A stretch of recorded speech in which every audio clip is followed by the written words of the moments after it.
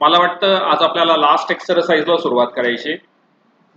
बोर्डवरती last exercise आहे, जरा समजावून घ्या, मग वेळ देतो लिहायला. Question number 1.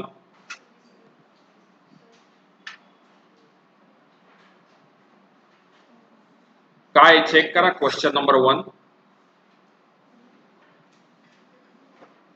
आपल्याला इकडे असं दिलंय, the ratio of corresponding sides of the similar triangle is 3:5. हे दिलेलं आहे आपल्याला क्वेश्चन मध्ये, बरोबर ना?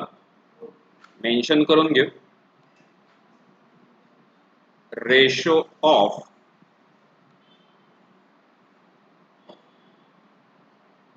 corresponding sides of similar triangle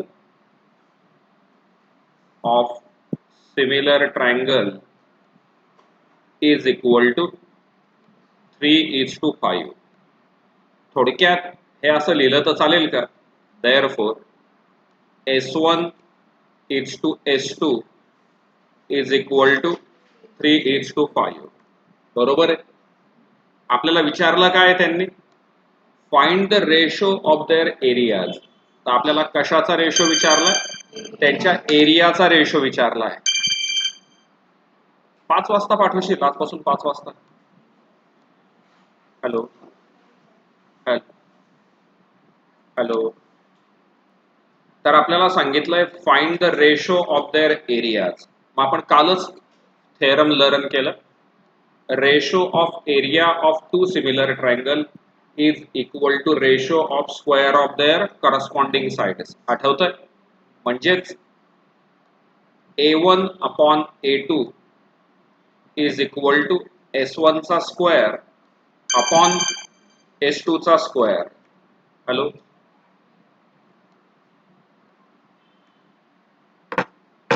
याचं रिझन काय? तर याचं रिझन टाकायचं इकडे. Theorem of ratio of areas of two similar triangle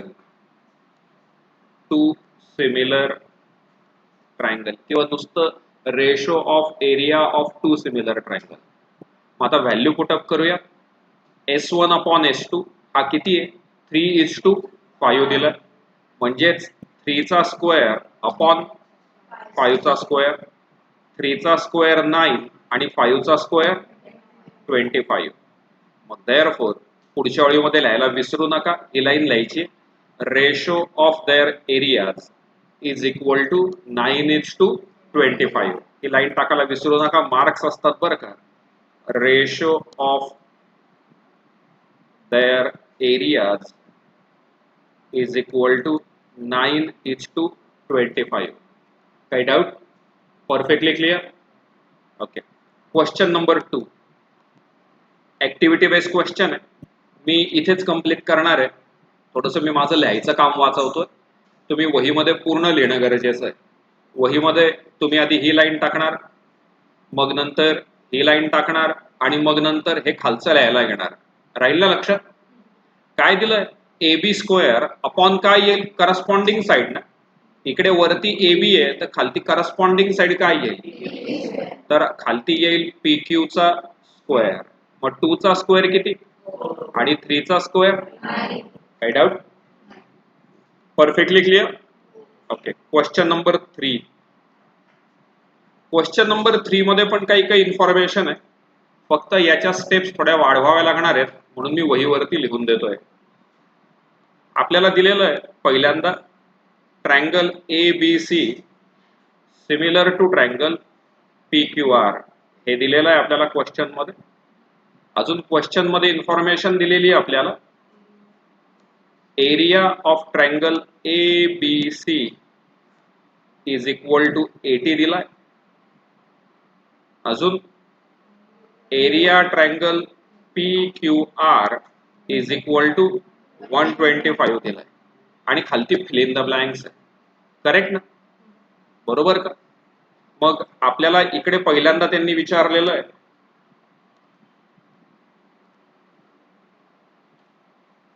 आपल्याला काय काय दिलेलं आहे? आपल्याला त्यांनी दिलंय क्वेश्चन मध्ये area of triangle A B C upon area of triangle P Q R is equal to 80 upon 125 दिलेलं आहे. बरोबर की नाही? मग याला आपण सिम्प्लिफाय करू शकतो का? हो का नाही? कसं काय सिम्प्लिफाय करू शकतो? हे 16 फायुजा आणि हे 25 फायुजा आहेत का? 16 फायुजा 80 आणि 25 फायुजा 125. मग हा 5 कट, हा 5 कट, म्हणजे आन्सर किती आलं? 16 अपॉन 25. काही डाऊट? मला वाटतं काही जणांच्या पुस्तकात इथे सुद्धा एक फिल इन द ब्लँक्स दिलेली आहे याच्या पुढे. आहे का काही जणांच्या पुस्तकात? का नाहीये तुमच्याकडे? बर, पण पहिली फिल इन द ब्लँक्स ही असू शकते. आता याच्या पुढे पुन्हा area of triangle A B C upon area of triangle P Q R बरोबर असं येईल का रे? A B square upon P Q square. याचं रिझन टाकाल का ते वरचंच? Theorem of ratio of areas of two triangle. म्हणजेच हे असं येईल का रे? Therefore A B square upon P Q square is equal to 16 upon 25. मग taking square root of both side, दोन्ही साइडचं स्क्वेअर रूट घेतलं तर आपल्याला असा आन्सर मिळेल का?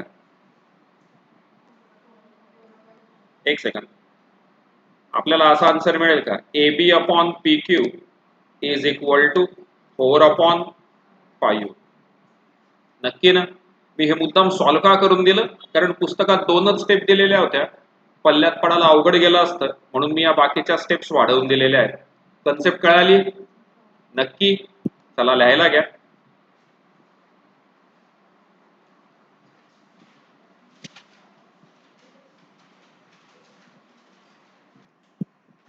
फोर्थ क्वेश्चन आपल्याला दिलंय triangle LMN similar to triangle PQR.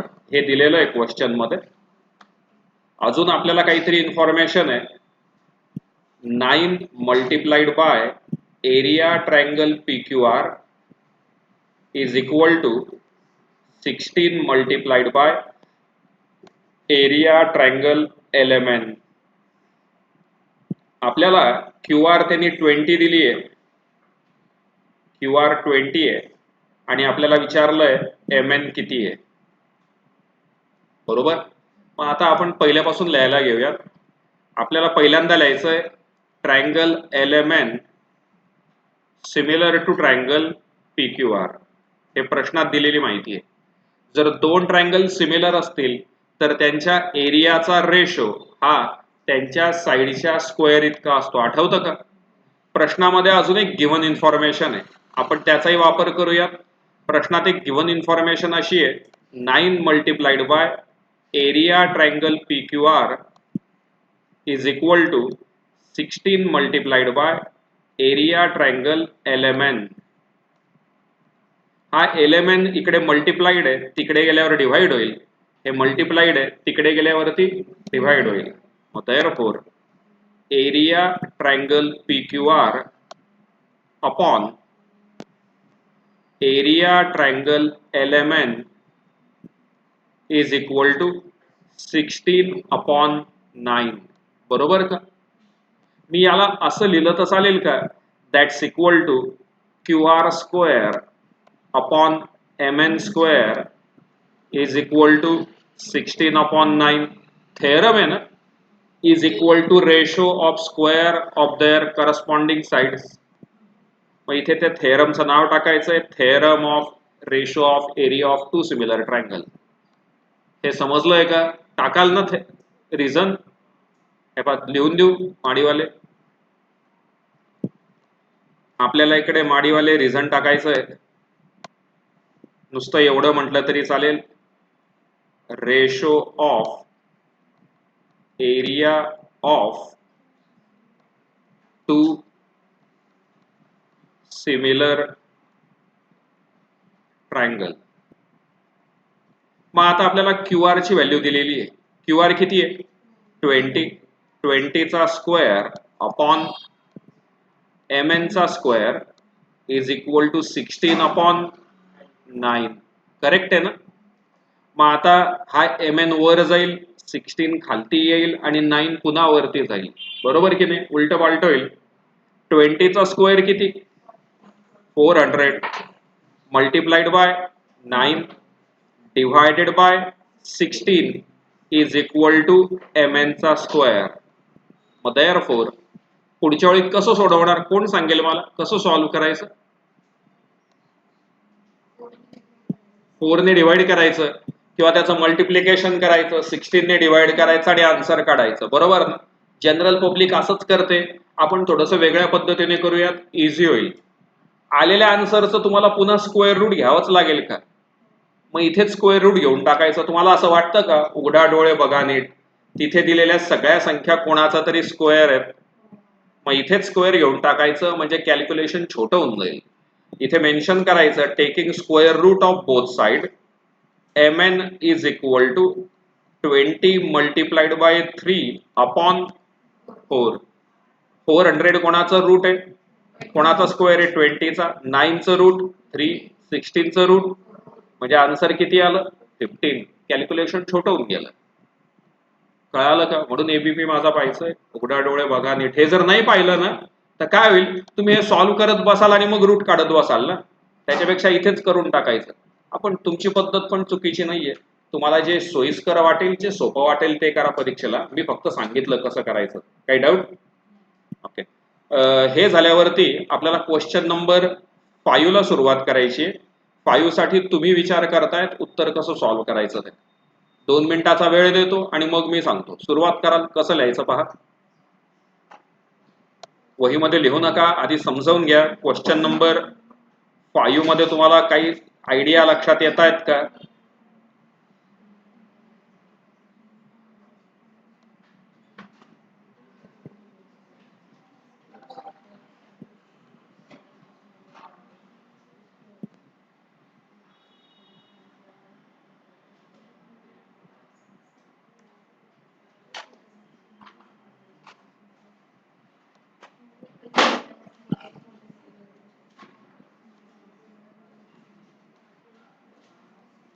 Question number 5 हा क्वेश्चन नंबर 1 सारखाच आहे का? क्वेश्चन नंबर 5 हा क्वेश्चन नंबर 1 सारखाच आहे का? बोर्डवर लक्ष द्या. काय दिलं? Area of 2 similar triangle are. सापडलं का? 2 सिमिलर ट्रायंगलचा एरिया दिलेला आहे. म्हणजे असं करेल, बोर्डवरती बघाल. Question number 5, area of triangle 1 is equal to 225 square centimetre. त्याच्यानंतर area of triangle 2 is equal to 81 square centimetre. बरोबर का? क्वेश्चन मध्ये करे, जर एखाद्या ट्रायंगलचं मेजरमेंट छोटं असेल आणि एखाद्या ट्रायंगलचं मेजरमेंट मोठं असेल, ज्याचं मेजरमेंट मोठं आहे त्याचा एरिया कसा असेल कुलथे? मी असं विचारलं कुलथे की आज सकाळी सूर्य उगवला होता ना, बरोबर? तर तेव्हा त्याचा आकार कुठला होता? सर्कल का ट्रायंग्युलर? त्याचा एरिया कसा काढायचा असा प्रश्न विचारला मी. कसा काढतात?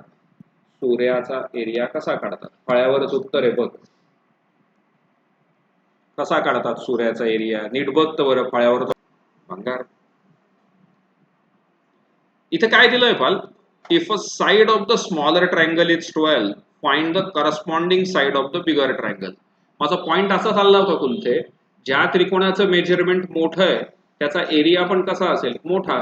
आणि ज्याचं मेजरमेंट छोटं आहे त्याचा एरिया पण कसा असेल? छोटा. म्हणजे हा जो ट्रायंगल 1 आहे त्याचं मेजरमेंट, त्याचा एरिया 225 आहे, म्हणजे त्याची साइड बिगर असेल का स्मॉल असेल? बिगरचा एरिया मोठा, स्मॉलरचा एरिया छोटा. मग आपण मेन्शन करूयात, therefore area of triangle 1 upon area of triangle 2. काय बा? हो चालेल. हा तर is equal to b1 square upon S1 square. मी त्याला बी का म्हटलं, बिग साईड, आणि एस म्हणजे स्मॉल साईड. इकडे माडीवाले ते मागचं रिझन टाकायचं. मी लिहून दिलंय आता बोर्डवरती, दिसेल तुला थोड्या वेळात. Area of ratio of area of two similar triangle. मग देअरफॉर या पहिल्याचा एरिया किती आहे, 2 to 5. दुसऱ्याचा एरिया किती आहे, 81. आपल्याला कुठली साईड दिली आहे, स्मॉलर दिलेली आहे. सापडली का? मग आपण इकडे मेन्शन करणार B1 square upon smaller side किती आहे, 12चा स्क्वेअर. मग देअरफॉर 2 to 5 मल्टिप्लाइड बाय 12चा स्क्वेअर किती, 144. मग याला इकडे multiplied by 144 upon 81 is equal to B1 चा स्क्वेअर. हो ना? मग आता हे पण मागच्याच सारखं सॉल्व्ह करता येऊ शकतं. 2 to 5 कोणाचा स्क्वेअर, 15चा, 15चा, 144 12चा, 81 9चा. मग इथे लाईन टाकायची आहे, taking square root of both side, दोन्ही बाजूचं वर्गमूळ घेऊन. B1 बरोबर किती येईल, 15 मल्टिप्लाइड बाय 12 डिव्हायडेड बाय 9. हे सॉल्व्ह करा आणि इकडे लाईन टाका. देअरफॉर काही डाऊट, 3 नाही येणार बरं का, 81 रूट 9 आहे. Therefore corresponding sides of bigger triangle is काय असेल ती सेंटीमीटर मध्ये. कन्सेप्ट समजली नक्की? काही डाऊट? चला कंप्लीट करा.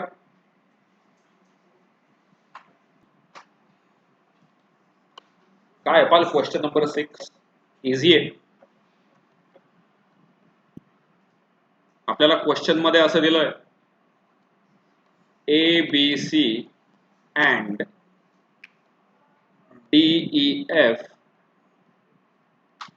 are equilateral triangle. इक्विलॅटरल म्हणजे काय, त्यांच्या साइड कशा आहेत, सारख्या आहेत, इक्वल आहेत. म्हणजेच ते दोन्ही त्रिकोण कसे झालेत, सिमिलर, सारखे झालेत.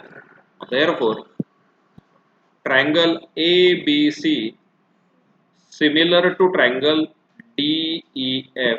मला इथे आहे ना, मला या प्रश्नात आहे ना, सिमिलर या शब्दाचा अर्थ खरोखर सोप्या रीतीने मला चांगला वाटला. कॉन्ग्रंट म्हणजे काय, अगदी सेम ना, इकडे 10 तर इकडे पण 10, इकडे 8 तर इकडे पण 8. पण इथे ना सिमिलरचा अर्थ खरोखर सिमिलर खूप सोप्या पद्धतीने मला तरी वाटतं लक्षात येईल म्हणून. सिमिलरचं डिक्शनरी मिनिंग काय येईल त्याचा विचार करा, आणि इक्विलॅटरल ट्रायंगल आहेत दोन, त्याचा विचार करा. म्हणजे जो इक्विलॅटरल ट्रायंगल आहे पहिला, समजा त्याचं मेजरमेंट 3 3 3 आहे आणि दुसरा असेल 5 5 5, तर ते सिमिलरच आहेत का, सारखे आहेत का? पहिला त्रिकोण त्याच्या तिघही बाजू 3 3 3 सारख्या आहेत, दुसरा त्रिकोण त्याच्या तिघही बाजू किती, सारख्या आहेत. पण अजून अँगल, मला वाटतं रूल आहे इक्विलॅटरल ट्रायंगल मध्ये ऑल अँगल 60 डिग्रीचे असतात.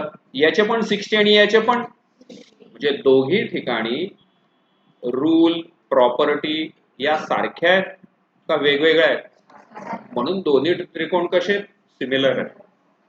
मग आपल्याला काय काय दिलंय त्यानुसार, therefore area of triangle ABC upon area of triangle DEF हा ऑलरेडी दिलेला आहे त्यांनी, हा दिलाय 1:2, म्हणजेच 1/2.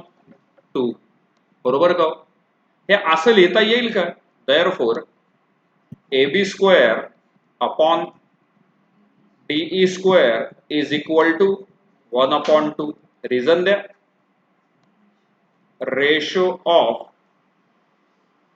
Areas of two similar triangles. Question मध्ये AB ची व्हॅल्यू दिलेली आहे 4. देअरफॉर 4 चा square upon DE square is equal to 1/2. 4 चा स्क्वेअर किती, 16 upon DE square equal to 1/2. Cross multiply करा. देअरफॉर DE इंटू 1, DE चा square is equal to 16 into 2 32. पण मी नाही लिहिणार आहे, मी असंच लिहिणार आहे 16 इंटू 2. का बरं? हा, कारण आपल्याला त्याच्या पुढच्या ओळीमध्ये taking square root of both side घ्यावा लागेल ना. 32चं स्क्वेअर रूट निघतं का? म्हणजे परत फॅक्टरायझेशन करावेच लागतील. मग त्याच्यापेक्षा इथेच ठेवा ना, 16चं रूट निघतं ना. म्हणून मल्टिप्लिकेशन करायची गरज नाहीये. कन्सेप्ट समजली. परीक्षा लिहिलं तरी काही घाबरू नका. मी तुम्हाला स्टेप्स कमी कशा करायच्या ते सांगतोय. जनरल स्टुडंट कसा करेल? जनरल स्टुडंट या पद्धतीने जाईल. तो असं करेल, D E square is equal to, तो लिहिल 32. करेक्ट ना? मग तो मेन्शन करेल taking square root of both side. 32चं रूट निघतं का? नाही. मग त्याला असंच लिहावं लागेल, D E is equal to in root 16 into 2. शेवटी त्याला तेच करावं लागेल ना.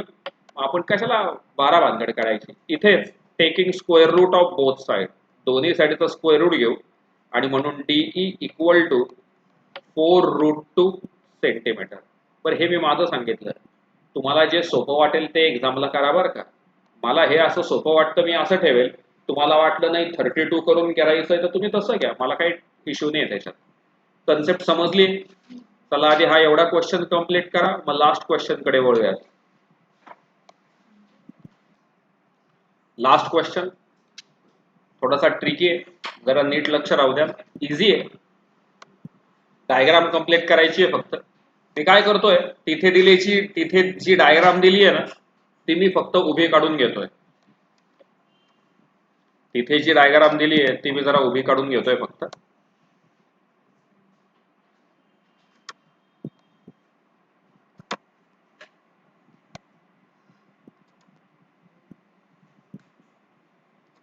मला वाटतं अशी नाव आहेत तिकडे, एफ पी डी क्यू आणि ई. करेक्ट? नक्की? क्वेश्चन मध्ये काय काय इन्फॉर्मेशन आहे पण, ही जी पी क्यू आहे, ही पी क्यू या डीई ला पॅरलल आहे असं दिलंय. ही पी क्यू डीई ला पॅरलल आहे. हा जो ट्रायंगल आहे कुठला, पी क्यू एफ, हा पी क्यू एफ हा वरचा ट्रायंगल. या वरच्या ट्रायंगलचा एरिया त्यांनी दिलाय 20. या वरच्या ट्रायंगलचा एरिया आहे 20. नंतर आपल्याला दिलंय पी एफ, ही P F is equal to 2 DPA. म्हणजे डीपीच्या ही किती आहे, डबल आहे. बरोबर? म्हणजे जर ही एक्स असेल तर ही किती, ही येईल 2x. तर आपल्याला एरिया क्वाड्रिलॅटरल DPQE विचारलाय. DPQE हा खालच्याचा एरिया विचारलाय. हा खालच्याचा एरिया कसा काढायचा? आधी संपूर्ण ट्रायंगलचा एरिया घ्यायचा आणि संपूर्ण ट्रायंगलच्या एरियामधून या छोट्या ट्रायंगलचा एरिया मायनस केला की हा खालचा एरिया मिळेल का? हो का नाही? बर, आता इथे काय काय दिलंय पण, डीएफ, ही डीएफ ही कशी तयार झाली हो?